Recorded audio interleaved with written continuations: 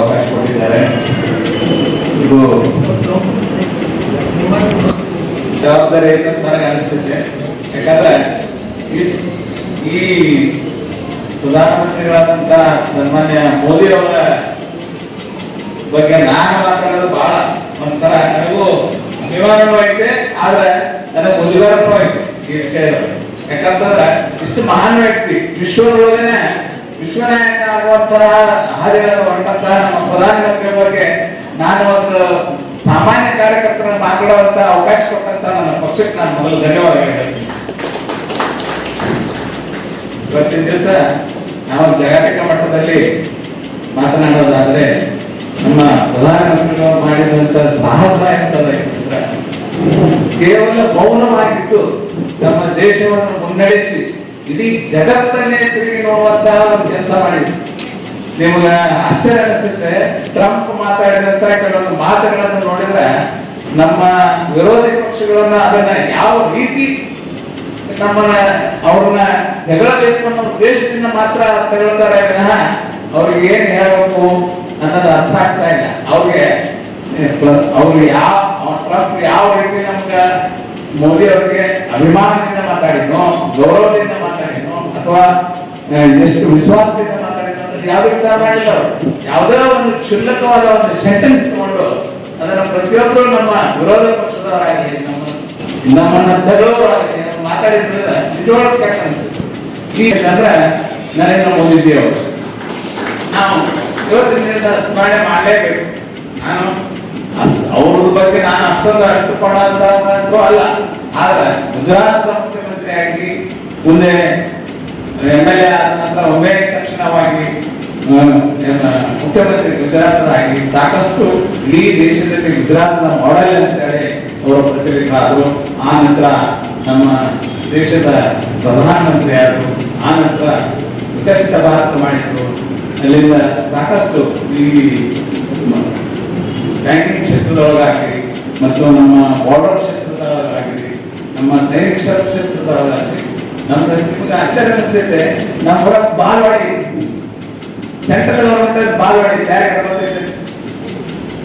Balwadi UKG LKG central government ಇದೇ 10ನೇ number ಶಾಲೆ ಒಳಗ ಸೆಂಟ್ರಲ್ ಗವರ್ಮೆಂಟ್ ಇದು ನಡೀತು, ಏನು ಬಾಲ್ವಾಡಿ ಯಾರಿಗೂ ಗೊತ್ತಿಲ್ಲ. ಇಂಥವು ಇಡೀ ಇಂಥ ದೇಶದೊಳಗಿಂತ ಸಣ್ಣ ಊರಾಗ ಒಂದು ಪ್ರಧಾನಮಂತ್ರಿಗಳ ಶಾಲೆ ನಡೀತೈತಂತಂದ್ರೆ ನಮ್ಗೆ ಅದ್ರ ಬಗ್ಗೆ ಗೊತ್ತಿಲ್ಲ. ಯಾಕೆ ಗೊತ್ತಿಲ್ಲ ಅಂದ್ರೆ ನಮ್ಮಲ್ಲಿ ಸರಿಯಾದ ಕಮ್ಯುನಿಕೇಶನ್ ಇಲ್ಲ, ನಮ್ದು ಪ್ರಚಾರ ಇಲ್ಲ.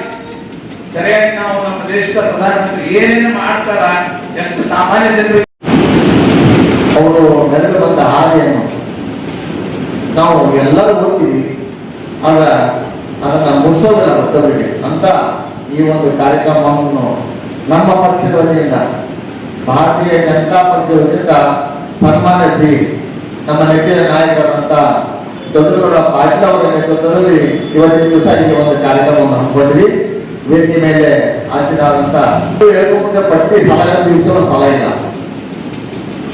ಈಗ ಇವೆಲ್ಲವೂ ನೀವು ನೋಡ್ರಿ 398 ದಿವಸ, 365, 377, 3077 ಅಂತ ಅಂಕಿಅಂಶ ಅದಾವ. ಇವೆಲ್ಲ ಅಂಕಿಅಂಶ ಅವರು ಆಳಿದವರು ಇವತ್ತಿಗೂ ಒಂದು ಯಾವ ಕೆಲಸ ಮಾಡಿದಂತ ಯಾವ ಹೆಸರಿದ್ರೆ ನಾವು ಜ್ಞಾಪಕ ಮಾಡ್ಕೊಳ್ಬೇಕು. ಇವನೇ 4099 ದಿವಸ ಮೊನ್ನೆ 12ನೇ ತಾರೀಕು ಮುಗ್ದವ. ಇನ್ನು ಮುಂದೆ ಅವರು 1012 ದಿವಸ ಅಂದ್ರೆ ಇನ್ನೂ 4 ವರ್ಷ ಟೈಮ್ ಆಯ್ತು. ಪ್ರಧಾನಮಂತ್ರಿ ಅವರು ಇನ್ನೂ 4 ವರ್ಷ ಟೈಮ್ ಐತೆ ಅಂದ್ರೆ ಇನ್ನೂ 1000 ದಿನಗಳು ಹೆಚ್ಚಾಗವ. ಆ ಒಂದು ದಿಸೆಯಲ್ಲಿ ಅವರು ಕೆಲಸ ಮಾಡಾಕ್ತಾರ.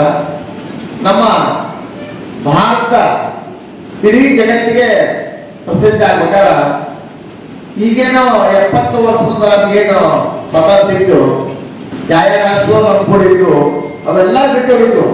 ಇವ್ರು ಮತ್ತೆ ಮಾಡಿ ಅವನ್ನ ಜೋಡಣೆ ಮಾಡಿಕೊಡಲ್ಲ ನಮ್ಮ ಭಾರತ ರಾಷ್ಟ್ರದ್ದು. ಅಂತ ಒಂದು ಧೀಮಂತ ನಾಯಕ ನಮ್ಗ ಸಿಗದ ಬಹಳ ದುರ್ಲಭ. ಇವತ್ತು ಸಿಕ್ಕಾರಂದ್ರ ನಮ್ಮ ಭಾರತವನ್ನು ವಿಕಾಸ ಮಾಡಕ ಸಿಕ್ಕಾರ. ತಮ್ಮ ಕ್ಷೇತ್ರ ಅಷ್ಟೇ ಅಲ್ಲ, ಎಲ್ಲ ಕ್ಷೇತ್ರ ಅಥವಾ ಇವರು ವಿಪಕ್ಷದವರು ಇವರು ನಮ್ಮ ಪಕ್ಷರು ಅಂತ ಅವರಿಗೆ ಭಿನ್ನನೇ ಇಲ್ಲ. ಎಲ್ಲ ಇಡೀ ಸಮಗ್ರ ನಮ್ಮ ಭಾರತ ರಾಷ್ಟ್ರ ವಿಕಸಿತ ಭಾರತ ಆಗಬೇಕಂತ ಅವ್ರ ಏನೋ ಒಂದು ಸಂಕಲ್ಪ ಐತೆ. ನಾವು ನೀವು ಸೇರಿ ಅವರ ಒಂದು ಕೈ ಬಲಪಡಿಸೋಣ. ಪ್ರಥಮದಲ್ಲಿ ಆರಾಧ್ಯ ದೈವ ಶ್ರೀ ನೀಲಕಂಠೇಶ್ವರ ಪಾದಾರಗಳನ್ನು ಪ್ರಣಮಿಟ್ಟು ಇವತ್ತು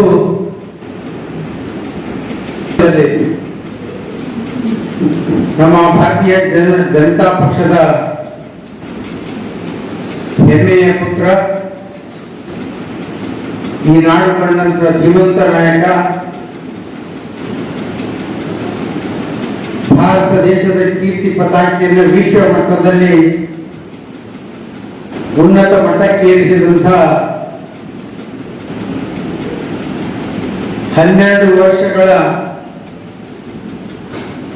ಕಾಲ ಭಾರತ ದೇಶದ ವಿಕಾಸ, ವಿಶ್ವಾಸ, ಜನಕಲ್ಯಾಣದ ಪ್ರಯಾಣವನ್ನು ಮಾಡಿರುವಂಥ ನೆಚ್ಚಿನ ಪ್ರಧಾನಮಂತ್ರಿ ನರೇಂದ್ರ ಮೋದಿಜಿಯವರ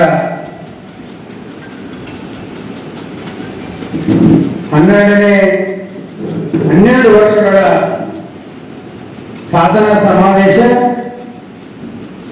ಹಾಗೂ ನೆಹರೂರವರ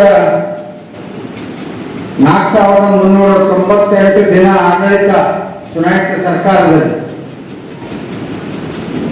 ಆ ದಾಖಲೆಯನ್ನ ಮೀರಿ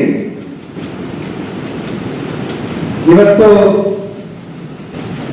4,400ಕ್ಕೂ ಹೆಚ್ಚು ದಿನ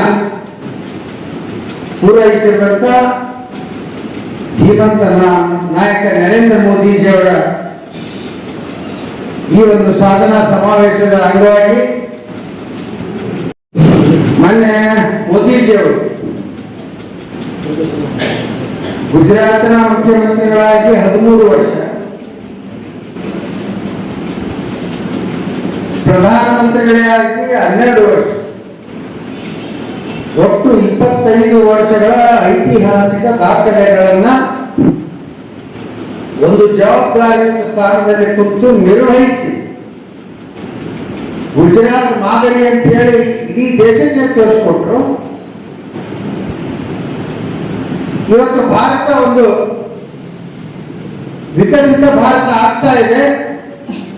ವಿಶ್ವದಲ್ಲಿ ತನ್ನದೇ ಆದಂತ ಒಂದು ಛಾಪನ್ನು ಮೂಡತಕ್ಕಂಥ ಕೆಲಸ ನಡೀತಾ ಇದೆ ಅಂತ ಹೇಳಿ ಇಡೀ ವಿಶ್ವವೇ ಗುರುತಿಸುವಂತ ಕೆಲಸವನ್ನ ಮಾಡಿದಂತ ಧೀಮಂತ ನಾಯಕ ನರೇಂದ್ರ ಮೋದಿಜಿಯವರ ಒಂದು ಮಾತನ್ನ ಈ ಸಂದರ್ಭದಲ್ಲಿ ಹೇಳಿ ಬಯಸ್ತೇನೆ. ಸಬ್ಕಾ ಸಾಥ್, ಸಬ್ಕಾ ವಿಕಾಸ್, ಸಬ್ಕಾ ವಿಶ್ವಾಸ್ ಈ ಮಂತ್ರ ಕೇವಲ ಘೋಷಣೆಯಾಗಿ ಉಳಿದಿಲ್ಲ.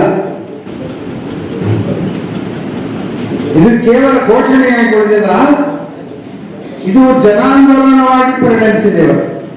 ಇಡೀ ದೇಶದಲ್ಲಿ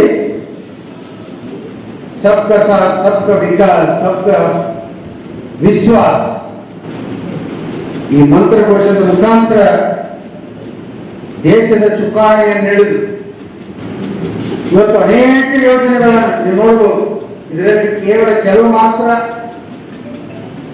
ಈ ಯೋಜನೆಗಳ ಪಟ್ಟಿಯನ್ನು ಕೊಡಲಾಗಿದೆ, ಭಿತ್ತಿಪತ್ರಗಳನ್ನು ಅಂಟಿಸಲಾಗಿದೆ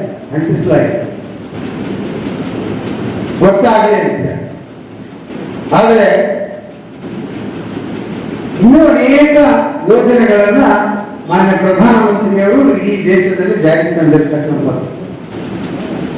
ಅದರಲ್ಲಿ ಕೆಲವು ಪ್ರಮುಖವಾಗಿರ್ತಕ್ಕಂಥ ಭಿತ್ತಿಪತ್ರಗಳನ್ನು ಇಲ್ಲಿ ಸಾರ್ವಜನಿಕರಿಗೆ ಗೊತ್ತಾಗಲಿ ಅಂತ ಹೇಳಿ ಇವತ್ತು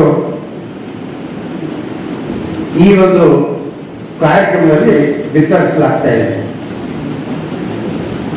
ಅವರು ಮಾಡಿರ್ತಕ್ಕಂಥ ಸಾಧನೆ ಅಷ್ಟಿಷ್ಟಲ್ಲ. ಸರ್ಜಿಕಲ್ ಸ್ಟ್ರೈಕ್, ಏರ್ ಸ್ಟ್ರೈಕ್,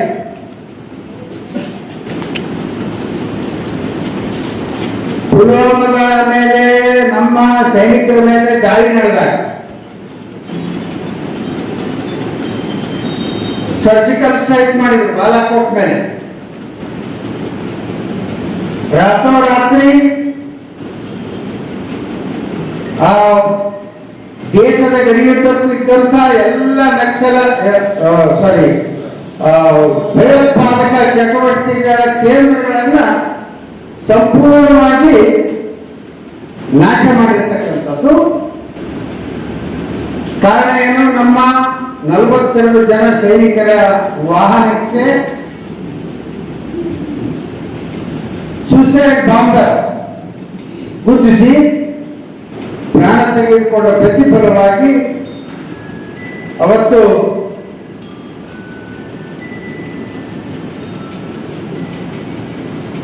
ರಾತ್ರೋರಾತ್ರಿ ಸರ್ಜಿಕಲ್ ಸ್ಟ್ರೈಕ್ ಮಾಡಿದ್ದಾರೆ.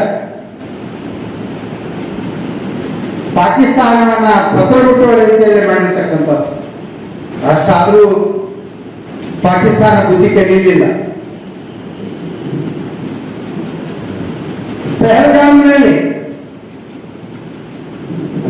ಯಾವ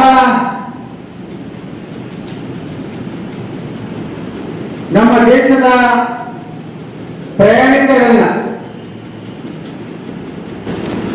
ಅವರ ಧರ್ಮವನ್ನು ಕೇಳಿ, ಧರ್ಮದ ಆಧಾರದ ಮೇಲೆ ಅವರ ಪತ್ನಿಯರ ಎದುರುಗಡೆನೆ ಅಮಾನುಷವಾಗಿ ಗುಂಡಿಟ್ಟು ಕೊಂದಿರ್ತಕ್ಕಂಥ ಸಂದರ್ಭದಲ್ಲಿ ಸುಮಾರು ಒಂದು 7-8 ದಿವಸ ಮೋದಿಜಿಯವರು, ರಕ್ಷಣಾ ಪಡೆಯವರು, ರಕ್ಷಣಾ ಇಲಾಖೆಯ ಮಂತ್ರಿಗಳು, ನಮ್ಮ ರಕ್ಷಣಾ ಪಡೆಯ ಎಲ್ಲ ಅಧಿಕಾರಿಗಳು ಏನು ಸಭೆಯನ್ನು ಮಾಡ್ತಾ ಇದ್ದಾರೆ. ಮೀಟಿಂಗ್ ಮೇಲೆ ಮೀಟಿಂಗ್ ಮಾಡ್ತಾ ಇದ್ದಾರೆ. ಇನ್ನಿತರ ಪಕ್ಷದವರು ಏನ್ ಮಾಡ್ತಾರೆ? ಬರೀ ಮೀಟಿಂಗ್ ಮಾಡ್ತಾರೆ. ಏನ್ ಮಾಡ್ತಾರೆ? ಈ ಮೀಟಿಂಗ್ ನಿಂದ ಏನಾಗಿದೆ? ಪಾಕಿಸ್ತಾನ ಬುದ್ಧಿ ಕಳಿಸಿ ಹಂಗ್ ಮಾಡ್ತೀವಿ ಹಿಂಗ್ ಮಾಡ್ಕೊತಿದ್ರು ಮೋದಿಜಿ. 56 ಇಂಚಿನ ಛಾತಿ ಇದೆ ಅಂತ ಹೇಳ್ತಿದ್ರು. ಎಲ್ಲಿ ಹೋಯ್ತು ಅಂತ ಹೇಳ್ತಾರೆ. ಟೀಕೆ ಮಾಡ್ತಾ ಇದ್ದಾರೆ. ಪಾಕಿಸ್ತಾನಕ್ಕೂ ಮತ್ತು ಟೀಕೆ ಮಾಡ್ತಕ್ಕಂಥ ವಿರೋಧ ಪಕ್ಷದವರಿಗೆ ಸೈಲೆಂಟ್ ಆಗಿ ಉತ್ತರ ಕೊಟ್ಟರು. ಆಪರೇಷನ್ ಸಿಂಧೂರ ಅಂತ ಶುರು ಮಾಡಿದ್ರು. ಆಪರೇಷನ್ ಸಿಂಧೂರ ಅಂತ ಯಾಕೆ ಇಟ್ಟಿರೋದಕ್ಕಂದ್ರೆ ನಮ್ಮ ತಾಯಿಯಂದರ ಈ ಸಿಂಧೂರ ತಿರುಕೆ ಏನಿರ್ತಲ್ಲ ಅದು ಬಹಳ ಪವಿತ್ರವಾದ ಸಿಂಧೂರ. ಆ ಮುತ್ತೈದೆ ಭಾಗ್ಯವನ್ನ ತೋರ್ತಕ್ಕಂಥ ಒಂದು ಆಪರೇಷನ್ ಅದು ಸಿಂಧೂರ. ಯಾವಾಗ ಗಂಡನರನ್ನ ಕಳೆದುಕೊಂಡಂತ ತಾಯಿಯರಿಗೆ ಅರ್ಪಣೆ ಆಗ್ಬೇಕು ಅಂತ ಹೇಳಿ ಆಪರೇಷನ್ ಸಿಂಧೂರ್ ಅಂತ ಹೇಳಿ ಯುದ್ಧವನ್ನು ಪ್ರಾರಂಭ ಮಾಡಿಸಿದ್ರು. ಕಾಶ್ಮೀರದಲ್ಲಿ, ಜಮ್ಮು ಕಾಶ್ಮೀರದಲ್ಲಿ ಆರ್ಟಿಕಲ್ 370, ಆ 370 370 ವಿಧಿ ಅಂದ್ರೆ ನಮ್ಮ ಜನಸಂಘದ ಪ್ರಮುಖರಾದಂತಹ ಶ್ರೀ ಶ್ಯಾಮ ಪ್ರಸಾದ್ ಮುಖರ್ಜಿ ಅವರು ಒಂದು ಮಾತನ್ನು ಹೇಳಿದ್ರು. ಒಂದು ದೇಶದಲ್ಲಿ 2 ಧ್ವಜ ಮತ್ತು 2 ಕಾನೂನು ಇರಲಿಕ್ಕೆ ಸಾಧ್ಯನೇ ಇಲ್ಲ. ಕಾಶ್ಮೀರದಿಂದ ಕನ್ಯಾಕುಮಾರಿವರೆಗೆ ಅಖಂಡ ಭಾರತ ಇರಬೇಕು. ಆದ್ದರಿಂದ ಕಾಶ್ಮೀರಕ್ಕೆ ವಿಶೇಷ ಸ್ಥಾನಮಾನ ಕೊಡಬೇಡ್ರಿ. ಅಲ್ಲಿ ಅವರಿಗೆ ಅವ್ರದೇ ಕಾನೂನು. ಇವರು ಕಾಂಗ್ರೆಸ್ ಅವರು ಇಷ್ಟು ಹೇಳ್ತಾರಲ್ಲ, ಅಂಬೇಡ್ಕರ್ ಅವರ ಬಗ್ಗೆ ಅವರಿಗೆ ಇಷ್ಟು ಗೌರವ ಇದೆಯಲ್ಲ, ಅಂಬೇಡ್ಕರ್ ಅವರ ಕಾನೂನು ಸ್ವಾತಂತ್ರ್ಯಾನಂತರ ಮೋದಿಜಿಯವರು ಬಂದು ಅಮಿತ್ ಶಾ ಅವರು 370ನೇ ವಿಧಿಯನ್ನ ರದ್ದು ಮಾಡುವವರೆಗೂ ಯಾವ ನಮ್ಮ ದೇಶದ ಸಂವಿಧಾನವನ್ನು ಬರೆದಂತ ಡಾಕ್ಟರ್ ಅಂಬೇಡ್ಕರ್ ಅವರ ಸಂವಿಧಾನ ಜಮ್ಮು ಮತ್ತು ಕಾಶ್ಮೀರದಲ್ಲಿ ಜಾರಿಯಲ್ಲಿ ಇತ್ತ? ಇಲ್ಲ. ಯಾರಿಗಾದ್ರೂ ಮೀಸಲಾತಿ ದೊರಕಿತ್ತ? ಇಲ್ಲ. ಏನು? ನಮ್ಮ ದೇಶದ ಹಣ, ನಾವು ಕೊಟ್ಟಂತ ಟ್ಯಾಕ್ಸ್, ತೆರಿಗೆ ಹಣ ಮತ್ತು ನಮ್ಮ ದೇಶದ ಸೈನಿಕರು ಕಾಶ್ಮೀರ ಜಮ್ಮುವನ್ನು ಕಾಯ್ಬೇಕು. ಇಂಥ ಒಂದು ಆಡಳಿತ ಅಲ್ಲಿ ಇತ್ತು. ಅವ್ರು ಬೇಕಾದ್ ಮಾಡ್ಕೋಬೋದು, ಅವ್ರ ಮಕ್ಕಳ ಇಚ್ಛೆ ಆಡಳಿತ ನಡೆಸಬಹುದು. ಆ ರೀತಿಯ ವ್ಯವಸ್ಥೆಯನ್ನ ಯಾವ 370ನೇ ವಿಧಿಯನ್ನ ಯಾವ ಡಾಕ್ಟರ್ ಶ್ಯಾಮ ಪ್ರಸಾದ್ ಮುಖರ್ಜಿ ಅವರು ಅದನ್ನು ವಿರೋಧ ಮಾಡಿದ್ರು, ಅದನ್ನು ಜಾರಿಗೆ ತಂದಂತ ಧೀಮಂತ ನಾಯಕರು ಯಾರಂದ್ರೆ ಸಾಮಾನ್ಯ ನರೇಂದ್ರ ಮೋದಿ ಅವರು ಮಾತನಾಡ್ತಾರೆ.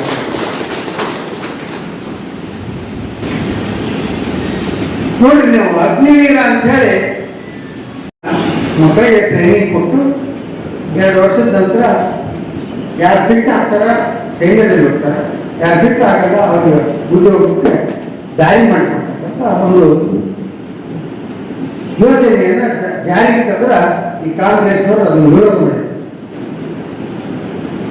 ಈಗ ನೋಡಿ, ಈಗ ಕೇಳಿದೆ ನಾನು ಅಗ್ನಿಪಥ ಅಂತೇಳಿ.